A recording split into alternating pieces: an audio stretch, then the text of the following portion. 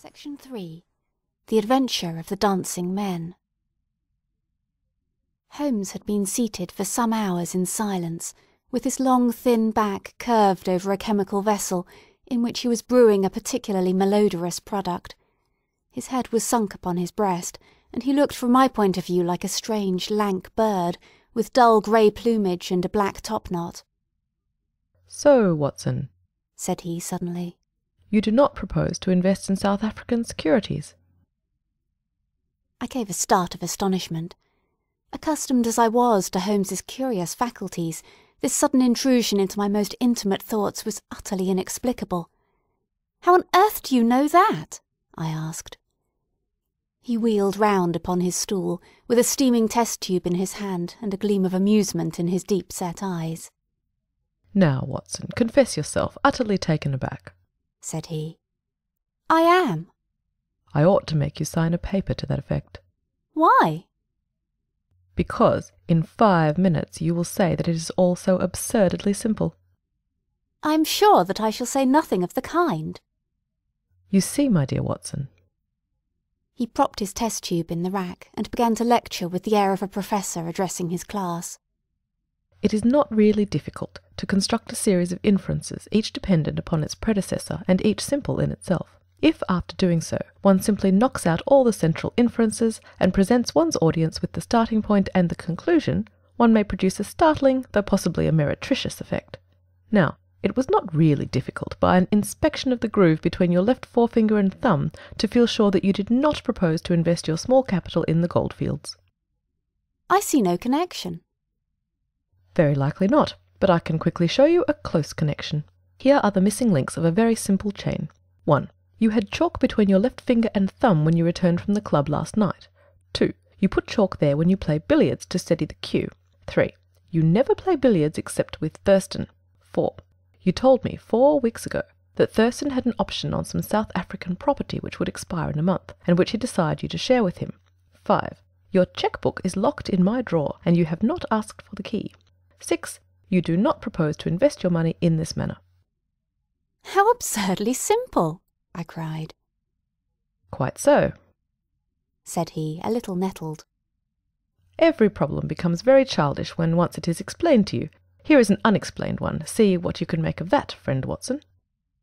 He tossed a sheet of paper upon the table and turned once more to his chemical analysis. I looked with amazement at the absurd hieroglyphics upon the paper. "Why, Holmes, it is a child's drawing!" I cried. "Oh, that's your idea?" "What else should it be?" "That is what Mr. Hilton Cubitt, of Ridingthorpe Manor, Norfolk, is very anxious to know.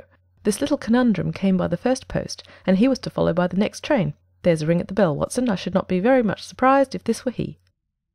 A heavy step was heard upon the stairs, and an instant later there entered a tall, ruddy, clean-shaven gentleman, whose clear eyes and florid cheeks told of a life led far from the fogs of Baker Street. He seemed to bring a whiff of his strong, fresh, bracing East Coast air with him as he entered. Having shaken hands with each of us, he was about to sit down, when his eye rested upon the paper with the curious markings, which I had just examined and left upon the table. "Well, Mr. Holmes, what do you make of these?" he cried. "They told me that you are fond of queer mysteries, and I don't think you can find a queerer one than that. I sent the paper ahead, so that you might have time to study it before I came." "It is certainly a rather curious production," said Holmes. "At first sight it would appear to be some childish prank. It consists of a number of absurd little figures dancing across the paper on which they are drawn. Why should you attribute any importance to so grotesque an object?" "I never should, Mr. Holmes, but my wife does. It's frightening her to death. She says nothing, but I can see terror in her eyes. That's why I want to sift the matter to the bottom." Holmes held up the paper so that the sunlight shone full upon it. It was a page torn from a notebook. The markings were done in pencil and ran in this way. Holmes examined it for some time, and then, folding it carefully up, he placed it in his pocket-book. "This promises to be a most interesting and unusual case," said he. "You gave me a few particulars in your letter, Mr. Hilton Cubitt, but I should be very much obliged if you would kindly go over it all again for the benefit of my friend, Dr. Watson." I'm not much of a storyteller, said our visitor, nervously clasping and unclasping his great, strong hands. You'll just ask me anything that I don't make clear. I'll begin at the time of my marriage last year. But I want to say first of all that, though I'm not a rich man, my people have been at Riding Thorpe for a matter of 5 centuries, and there is no better known family in the county of Norfolk. Last year I came up to London for the Jubilee, and I stopped at a boarding house in Russell Square, because Parker, the vicar of our parish, was staying in it.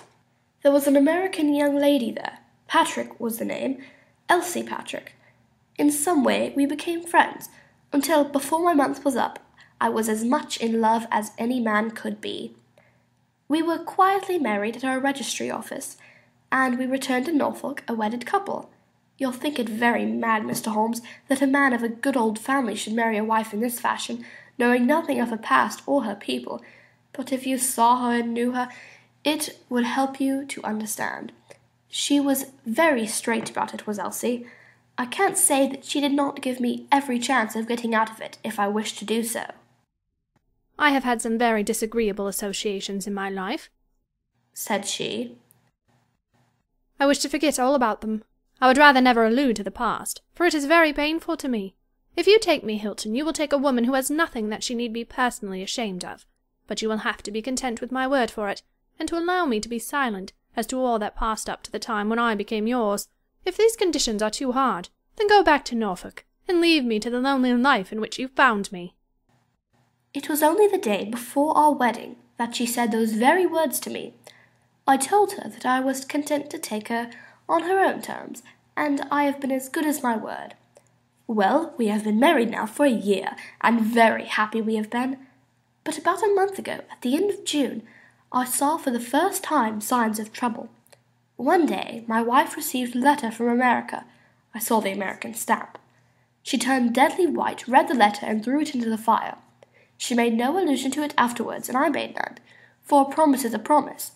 But she has never known an easy hour from that moment. There is always a look of fear upon her face, a look as if she were waiting and expecting. She would do better to trust me. She would find that I was her best friend. But until she speaks I can say nothing. Mind you, she is a truthful woman, Mr. Holmes, and whatever trouble there may have been in her past, it has been no fault of hers. I am only a simple Norfolk squire, but there is not a man in England who ranks his family honour more highly than I do. She knows well, and she knew it well before she married me. She would never bring any stain upon it, of that I am sure. Well, now I come to the queer part of my story. About a week ago, it was Tuesday of last week, I found on one of the window-sills a number of absurd little dancing figures like these upon the paper. They were scrawled with chalk. I thought it was a stable boy who had drawn them, but the lad swore he knew nothing about it. Anyhow, they had come there during the night. I had washed them out, and I only mentioned the matter to my wife afterwards. To my surprise, she took it very seriously, and begged me if any more came to let her see them. None did come for a week, and then yesterday morning I found this paper lying on the sundial in the garden. I showed it to Elsie, and she dropped in a dead faint. Since then she has looked like a woman in a dream, half dazed with terror always lurking in her eyes. It was then that I wrote and sent the paper to you, Mr. Holmes. It was not a thing that I could take to the police, for they would have laughed at me, but you will tell me what to do. I'm not a rich man, but if there is any danger threatening my little woman, I would spend my last copper to shield her. He was a fine creature, this man of the old English soil, simple, straight, and gentle, with his great earnest blue eyes and broad comely face. His love for his wife and his trust in her shone in his features. Holmes had listened to his story with the utmost attention, and now he sat for some time in silent thought. "Don't you think, Mr. Cubitt," said he at last, "that your best plan would be to make a direct appeal to your wife, and to ask her to share her secret with you?" Hilton Cubitt shook his massive head. A promise is a promise, Mr. Holmes. If Elsie wished to tell me, she would. If not, it is not for me to force her confidence. But I am justified in taking my own line, and I will. "Then I will help you with all my heart. In the first place, have you heard of any strangers being seen in your neighbourhood?" No. I presume that it is a very quiet place. Any fresh face would cause comment? In the immediate neighbourhood, yes, but we have several small watering places not very far away, and the farmers take in lodgers. These hieroglyphics have evidently a meaning. If it is a purely arbitrary one, it may be impossible for us to solve it. If, on the other hand, it is systematic, I have no doubt that we shall get to the bottom of it. But this particular sample is so short that I can do nothing, and the facts which you have brought me are so indefinite that we have no basis for an investigation. I would suggest that you return to Norfolk, that you keep a keen lookout, and that you take an exact copy of any fresh dancing men which may appear. It is 1,000 pities that we have not a reproduction of those which were done in chalk upon the window-sill. Make a discreet inquiry also as to any strangers in the neighbourhood. When you have collected some fresh evidence, come to me again. That is the best advice which I can give you, Mr. Hilton Cubitt. If there are any pressing fresh developments, I shall always be ready to run down and see you in your Norfolk home. The interview left Sherlock Holmes very thoughtful, and several times in the next few days I saw him take his slip of paper from his notebook and look long and earnestly at the curious figures inscribed upon it. He made no allusion to the affair, however, until one afternoon a fortnight or so later. I was going out when he called me back. You had better stay here, Watson. Why? Because I had a wire from Hilton Cubitt this morning. You remember Hilton Cubitt of the Dancing Men? He was to reach Liverpool Street at 1:20. He may be here at any moment. I gather from his wire that there have been some new incidents of importance. We had not long to wait, for our Norfolk squire came straight from the station as fast as a hansom could bring him. He was looking worried and depressed, with tired eyes and a lined forehead. It's getting on my nerves, this business, Mr. Holmes, said he, as he sank, like a wearied man, into an armchair. It's bad enough to feel that you are surrounded by unseen, unknown folk who have some kind of design upon you, but when, in addition to that, you know that it is just killing your wife by inches, then it becomes as much as flesh and blood can endure. She's wearing away under it, just wearing away before my eyes. Has she said anything yet? No, Mr. Holmes, she is not. And yet there have been times when the poor girl has wanted to speak, and yet could not quite bring herself to take the plunge. I have tried to help her, but I dare say I did it clumsily, and I scared her from it. She has spoken about my old family, and our reputation in the county, and our pride, and our unsullied honour, and I always felt it was leading to the point, but somehow it turned off before we got there. But you have found out something for yourself. A good deal, Mr. Holmes. I have several fresh dancing men pictures for you to examine, and what is more, I've seen the fellow. What, the man who draws them? Yes, I saw him at his work, but I will tell you everything in order. When I got back after my visit to you, the very first thing I saw next morning was a fresh crop of dancing men. They had been drawn in chalk upon the wooden black door of the tool house, which stands behind the lawn in full view of the front windows. I took an exact copy, and here it is. He unfolded a paper and laid it upon the table. Here is a copy of the hieroglyphics. Excellent, said Holmes. Excellent. Pray continue. When I had taken the copy, I rubbed out the marks, but 2 mornings later a fresh inscription had appeared. I have a copy of it here. Holmes rubbed his hands and chuckled with delight. Our material is rapidly accumulating, said he. 3 days later, a message was left scrawled on paper and placed under the pebble on the sundial. Here it is. The characters are, as you see, exactly the same as the last one. After that I determined to lie in wait, so I got out my revolver and sat up in the study which overlooks the barn and garden. About 2 in the morning I was seated by the window, all being dark save for the moonlight outside, when I heard steps behind me, and there was my wife in her dressing gown. She implored me to come back to bed. I told her frankly that I wished to see who it was that played such absurd tricks upon us. She answered that it was some senseless and practical joke, and that I should not take any notice of it. If it really annoys you, Hilton, we might go travel, you and I, and so avoid this nuisance. What, be driven out of our own house by a practical joke? Said I. Why, we should have the whole country laughing at us. Well, come to bed, said she, and we can discuss it in the morning. Suddenly, as she spoke, I saw her white face grow whiter yet in the moonlight, and her hand tightened upon my shoulder. Something was moving in the shadow of the tool house. I saw a dark, creeping figure which crawled round the corner and squatted in the front door. Seizing my pistol, I was rushing out when my wife threw her arms around me and held me with a convulsive strength. I tried to throw her off, but she clung to me most desperately. At last I got clear, but by the time I had opened the door and reached the house, the creature was gone. He had left trace of his presence, however, for there on the door was the very same arrangement of the dancing men which had already twice appeared, and which I have copied on paper. There was no other sign of the fellow anywhere, though I ran all over the grounds. And yet the amazing thing is that he must have been there all the time, for when I examined the door again in the morning, he had scrawled some more of his pictures under the line which I had already seen. Have you that fresh drawing? Yes, it is very short, but I made a copy of it, and here it is. Again he produced a paper. The new dance was in this form.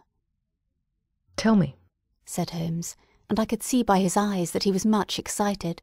Was this a mere addition to the first, or did it appear to be entirely separate? It was on a different panel of the door. Excellent. This is far the most important of all for our purpose. It fills me with hopes. Now, Mr. Hilton Cubitt, please continue your most interesting statement. I have nothing more to say, Mr. Holmes, except that I was angry with my wife that night for having held me back when I might have caught the skulking rascal. She said that she feared that I might come to harm.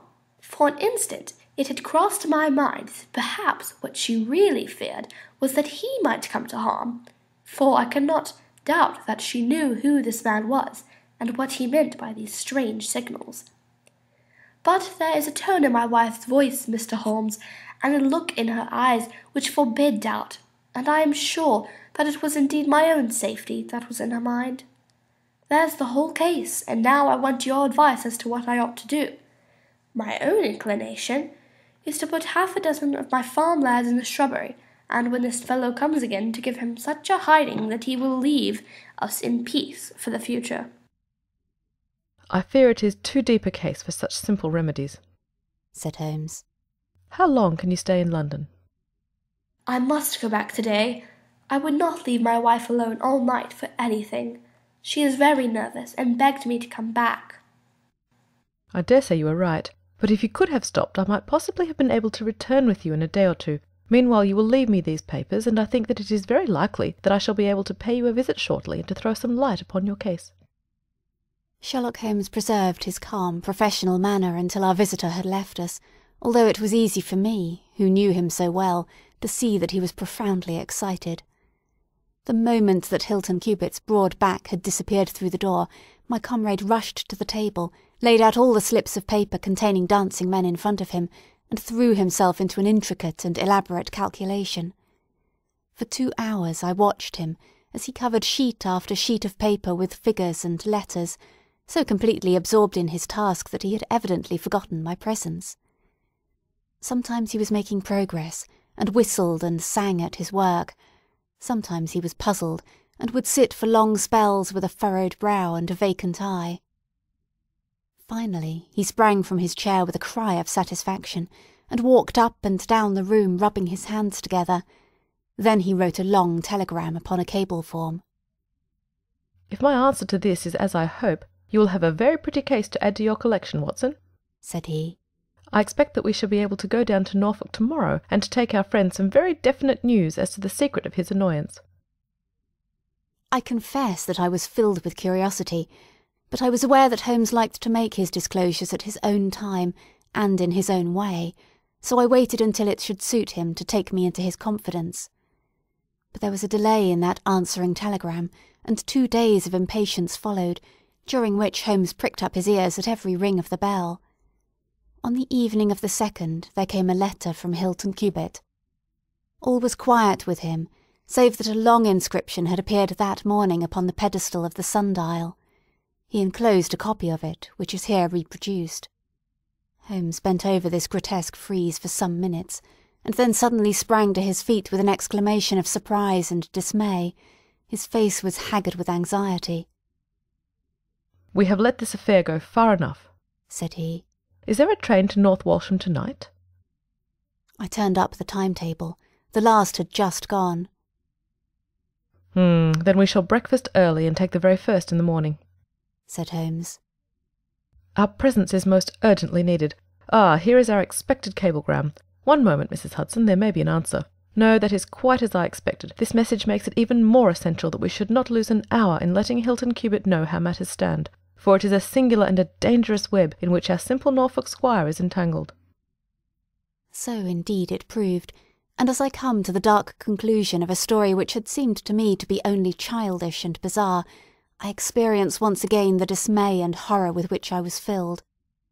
Would that I had some brighter ending to communicate to my readers, but these are the chronicles of fact, and I must follow to their dark crisis the strange chain of events which for some days made Ridingthorpe Manor a household word throughout the length and breadth of England.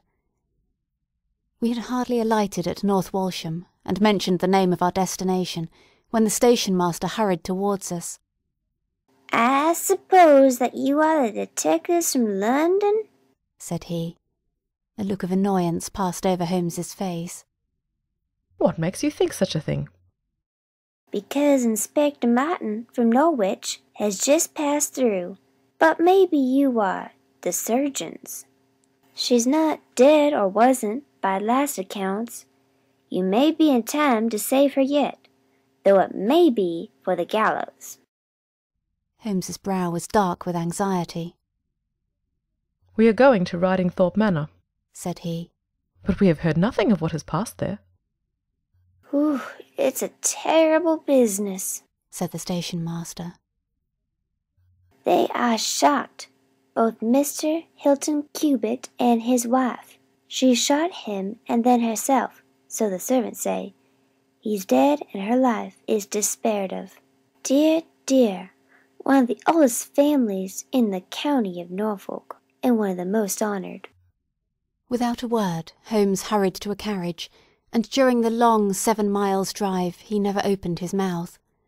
Seldom have I seen him so utterly despondent. He had been uneasy during all our journey from town, and I had observed that he had turned over the morning papers with anxious attention, but now this sudden realization of his worst fears left him in a blank melancholy. He leaned back in his seat, lost in gloomy speculation. Yet there was much around to interest us, for we were passing through as singular a countryside as any in England, where a few scattered cottages represented the population of today, while on every hand enormous square-towered churches bristled up from the flat green landscape, and told of the glory and prosperity of old East Anglia. At last the violet rim of the German Ocean appeared over the green edge of the Norfolk coast, and the driver pointed with his whip to 2 old brick and timber gables which projected from a grove of trees. "That's Ridingthorpe Manor," said he.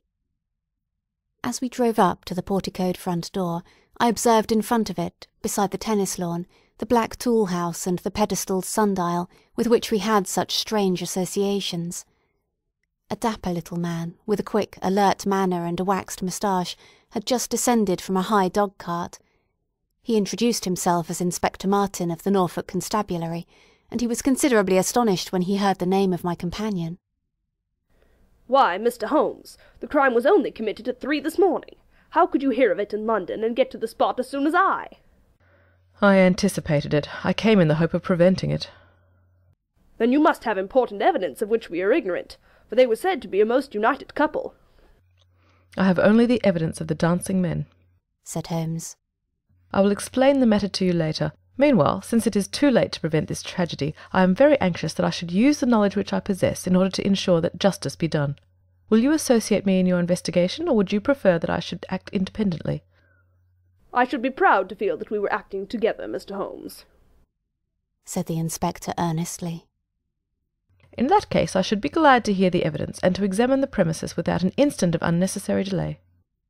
Inspector Martin had the good sense to allow my friend to do things in his own fashion, and contented himself with carefully noting the results. The local surgeon, an old white-haired man, had just come down from Mrs. Hilton Cubitt's room, and he reported that her injuries were serious, but not necessarily fatal. The bullet had passed through the front of her brain, and it would probably be some time before she could regain consciousness. On the question of whether she had been shot, or had shot herself, He would not venture to express any decided opinion. Certainly the bullet had been discharged at very close quarters. There was only the one pistol found in the room, 2 barrels of which had been emptied. Mr. Hilton Cubitt had been shot through the heart. It was equally conceivable that he had shot her, and then himself, or that she had been the criminal, for the revolver lay upon the floor midway between them. "Has he been moved?" asked Holmes. "We have moved nothing except the lady. We could not leave her lying wounded upon the floor." "How long have you been here, Doctor?" "Since 4 o'clock. "Anyone else?" "Yes, the constable here." "And you have touched nothing?" "Nothing." "You have acted with great discretion. Who sent for you?" "The housemaid, Saunders." "Was it she who gave the alarm?" "She and Mrs. King, the cook." "Where are they now?" "In the kitchen, I believe." "Then I think we had better hear their story at once." The old hall, oak-panelled and high-windowed, had been turned into a court of investigation. Holmes sat in a great old-fashioned chair, his inexorable eyes gleaming out of his haggard face. I could read in them a set purpose to devote his life to this quest until the client, whom he had failed to save, should at last be avenged. The trim Inspector Martin, the old grey-haired country doctor, myself, and a stolid village policeman made up the rest of that strange company. The 2 women told their story clearly enough. They had been aroused from their sleep by the sound of an explosion, which had been followed a minute later by a second one. They slept in adjoining rooms, and Mrs. King had rushed in to Saunders. Together they had descended the stairs. The door of the study was open, and a candle was burning upon the table. Their master lay upon his face in the centre of the room. He was quite dead. Near the window his wife was crouching, her head leaning against the wall. She was horribly wounded, and the side of her face was red with blood. She breathed heavily, but was incapable of saying anything. The passage, as well as the room, was full of smoke and the smell of powder. The window was certainly shut and fastened upon the inside. Both women were positive upon the point. They had at once sent for the doctor and for the constable. Then, with the aid of the groom and the stable-boy, they had conveyed their injured mistress to her room. Both she and her husband had occupied the bed. She was clad in her dress, he in his dressing-gown over his night-clothes. Nothing had been moved in the study. So far as they knew, there had never been any quarrel between husband and wife. They had always looked upon them as a very united couple. These were the main points of the servants' evidence. In answer to Inspector Martin, they were clear that every door was fastened upon the inside, and that no one could have escaped from the house. In answer to Holmes, they both remembered that they were conscious of the smell of powder from the moment that they ran out of their rooms upon the top floor. "I commend that fact very carefully to your attention," said Holmes to his professional colleague. "And now I think that we are in a position to undertake a thorough examination of the room." The study proved to be a small chamber, lined on 3 sides with books, and with a writing-table facing an ordinary window which looked out upon the garden. Our first attention was given to the body of the unfortunate squire, whose huge frame lay stretched across the room.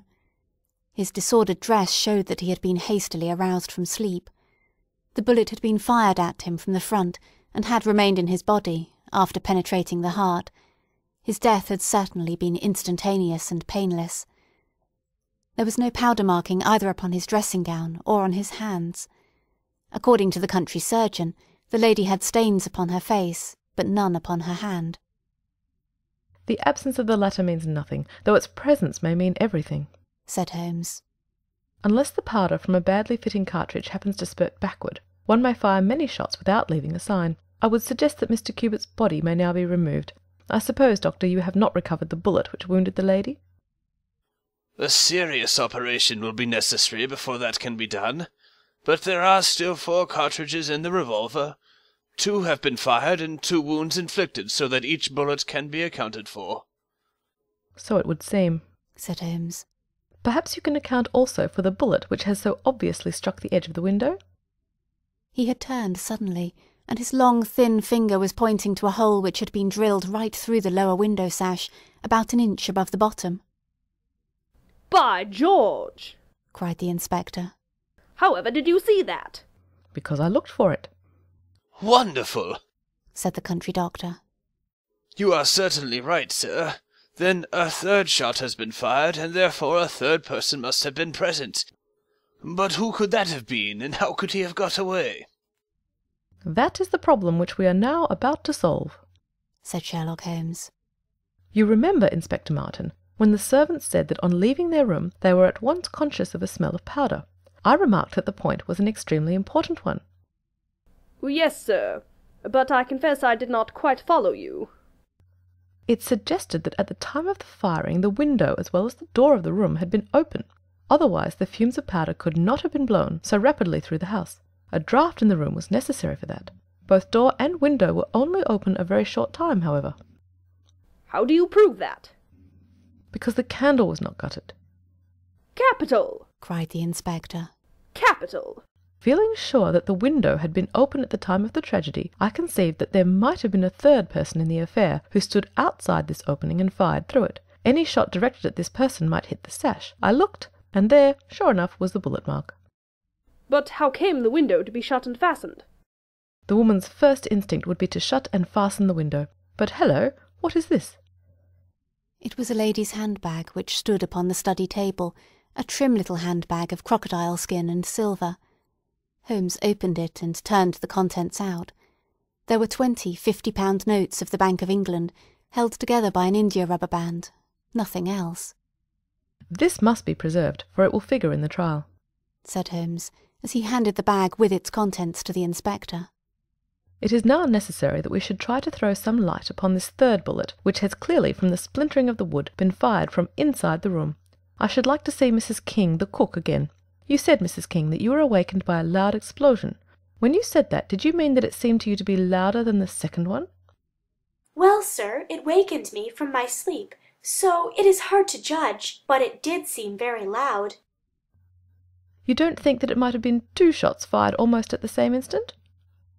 I am sure I couldn't say, sir. I believe that it was undoubtedly so. I rather think, Inspector Martin, that we have now exhausted all that this room can teach us.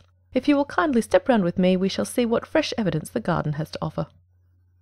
A flower bed extended up to the study window, and we all broke into an exclamation as we approached it. The flowers were trampled down, and the soft soil was imprinted all over with footmarks. Large, masculine feet they were, with peculiarly long, sharp toes.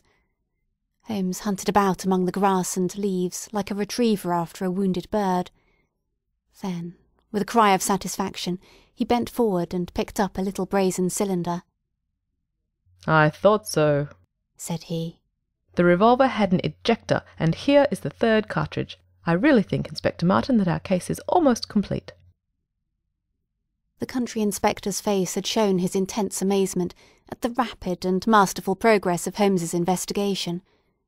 At first he had shown some disposition to assert his own position, but now he was overcome with admiration, and ready to follow without question wherever Holmes led. "Whom do you suspect?"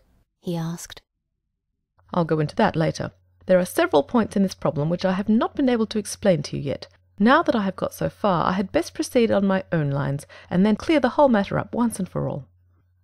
"Just as you wish, Mr. Holmes, so long as we get our man." I have no desire to make mysteries, but it is impossible at the moment of action to enter into long and complex explanations. I have the threads of this affair all in my hand.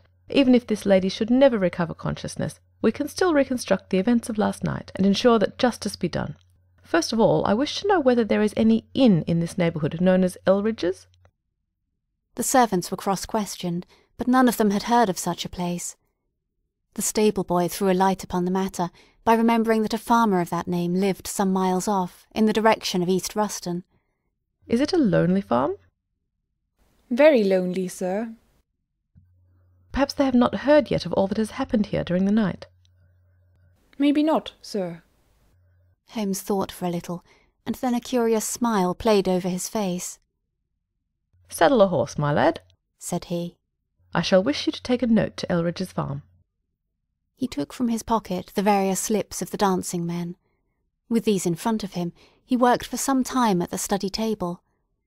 Finally, he handed a note to the boy, with directions to put it into the hands of the person to whom it was addressed, and especially to answer no questions of any sort which might be put to him.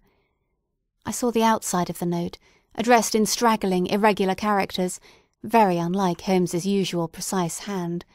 It was consigned to Mr. Abe Slaney, Elridge's Farm, East Ruston, Norfolk. "I think, Inspector," Holmes remarked, "that you would do well to telegraph for an escort, as if my calculations prove to be correct, you may have a particularly dangerous prisoner to convey to the county jail. The boy who takes this note could no doubt forward your telegram. If there is an afternoon train to town, Watson, I think we should do well to take it, as I have a chemical analysis of some interest to finish, and this investigation draws rapidly to a close." When the youth had been dispatched with the note, Sherlock Holmes gave his instructions to the servants. If any visitor were to call asking for Mrs. Hilton Cubitt, no information should be given as to her condition, but he was to be shown at once into the drawing-room. He impressed these points upon them with the utmost earnestness.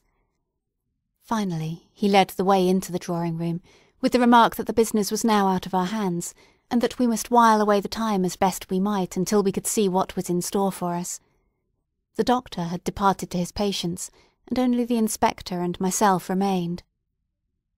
"I think that I can help you to pass an hour in an interesting and profitable manner," said Holmes, drawing his chair up to the table, and spreading out in front of him the various papers on which were recorded the antics of the dancing men. "As to you, friend Watson, I owe you every atonement for having allowed your natural curiosity to remain so long unsatisfied. To you, Inspector, the whole incident may appeal as a remarkable professional study. I must tell you, first of all, the interesting circumstances connected with the previous consultations which Mr. Hilton Cubitt has had with me in Baker Street." He then shortly recapitulated the facts which have already been recorded. "I have here in front of me these singular productions, at which one might smile had they not proved themselves to be the forerunners of so terrible a tragedy. I am fairly familiar with all forms of secret writings, and am myself the author of a trifling monograph upon the subject, in which I analyse 160 separate ciphers, but I confess that this is entirely new to me. The object of those who invented the system has apparently been to conceal that these characters convey a message, and to give the idea that they are the mere random sketches of children. Having once recognized, however, that the symbol stood for letters, and having applied the rules which guide us in all forms of secret writings, the solution was easy enough. The first message submitted to me was so short that it was impossible for me to do more than to say with some confidence that the symbol, like this, stood for E. As you are aware, E is the most important letter in the English alphabet, and it predominates to so marked an extent that even in a short sentence one would expect to find it most often. Out of 15 symbols in the first message, 4 were the same, so it was reasonable to set this down as E. It is true that in some cases the figure was bearing a flag, and in some cases not, but it was probable from the way in which the flags were distributed that they were used to break up the sentence into words. I accepted this as a hypothesis, and noted that E was represented by this.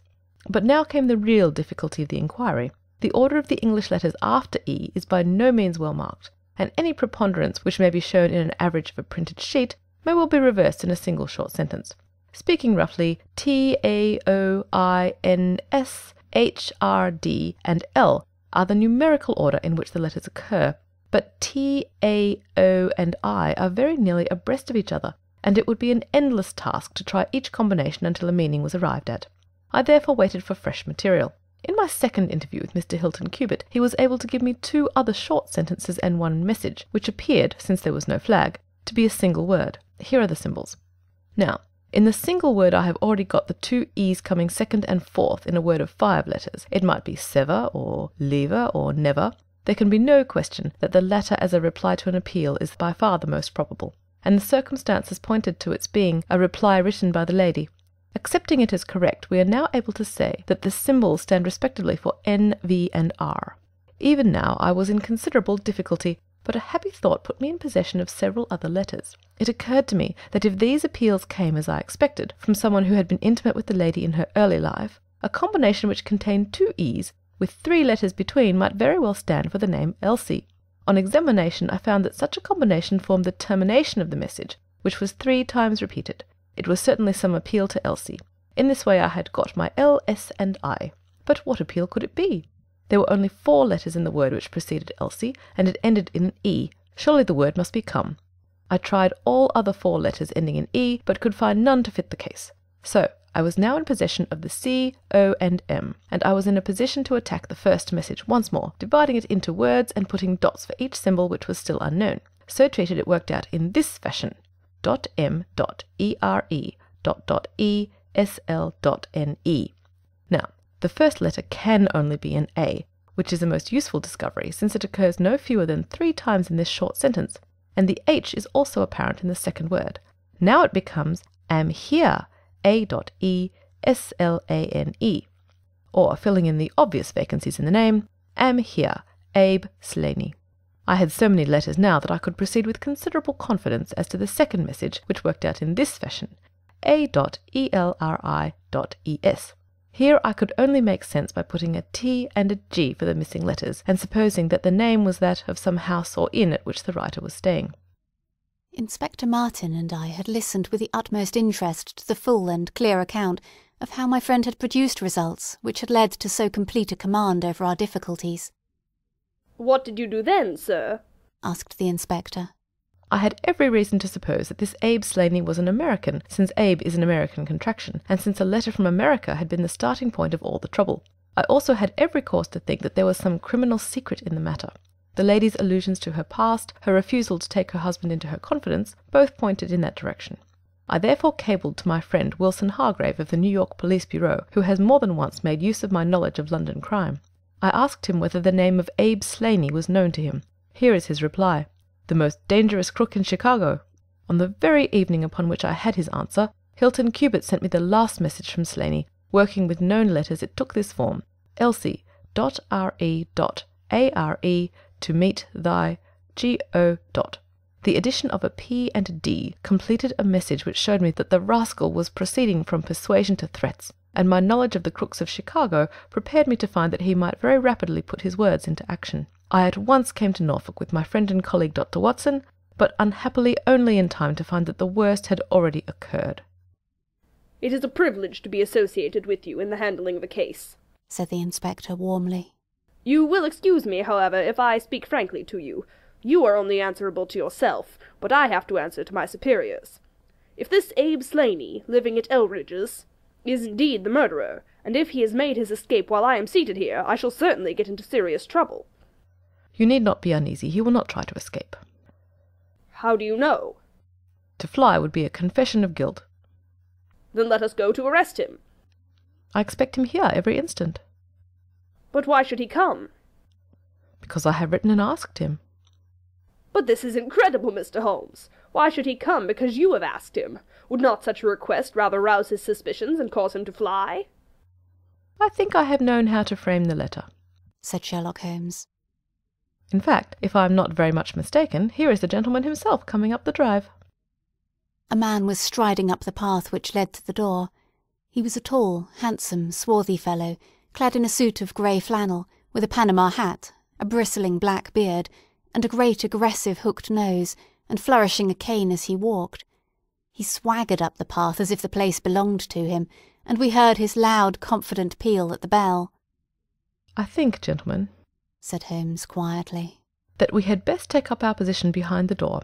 Every precaution is necessary when dealing with such a fellow. You will need your handcuffs, Inspector. You can leave the talking to me."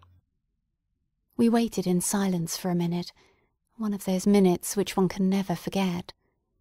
Then the door opened, and the man stepped in. In an instant Holmes clapped a pistol to his head, and Martin slipped the handcuffs over his wrists. It was all done so swiftly and deftly that the fellow was helpless before he knew that he was attacked. He glared from one to the other of us with a pair of blazing black eyes. Then he burst into a bitter laugh. "Well, gentlemen, you have the drop on me this time. I seem to have knocked up against something hard. But I came here in answer to a letter from Mrs. Hilton Cubitt.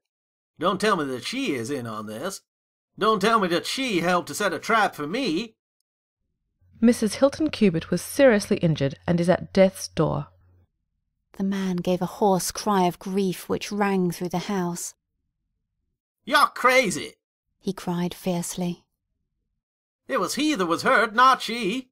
Who would have hurt little Elsie? I may have threatened her, God forgive me, but I would not have touched a hair of her pretty head. Take it back, you! Say that she is not hurt." She was found, badly wounded, by the side of her dead husband. He sank with a deep groan onto the settee and buried his face in his manacled hands. For 5 minutes he was silent. Then he raised his face once more and spoke with the cold composure of despair. "I have nothing to hide from you, gentlemen," said he. "If I shot the man, he had his shot of me, and there's no murder in that. But if you think I could have hurt that woman, then you don't know either me or her. I tell you, there was never a man in this world loved a woman more than I loved her. I had a right to her. She was pledged to me years ago. Who was this Englishman that he should come between us? I tell you that I had the first right to her, and that I was only claiming my own." She broke away from your influence when she found the man that you are, said Holmes sternly. She fled from America to avoid you, and she married an honourable gentleman in England. You dogged her and followed her and made her life a misery to her, in order to induce her to abandon the husband whom she loved and respected, in order to fly with you, whom she feared and hated. You have ended by bringing about the death of a noble man and driving his wife to suicide. That is your record in this business, Mr. Abe Slaney, and you will answer for it to the law." "If Elsie dies, I care nothing what becomes of me," said the American. He opened one of his hands and looked at a note crumpled up in his palm. "See here, mister," he cried, with a gleam of suspicion in his eyes. "You're not trying to scare me over this, are you? If the lady is hurt as bad as you say, who was it that wrote this note?" He tossed it forward onto the table. "I wrote it to bring you here." "You wrote it? There was no one on earth outside the joint who knew the secret of the dancing men. How came you to write it?" "What one man can invent, another can discover," said Holmes.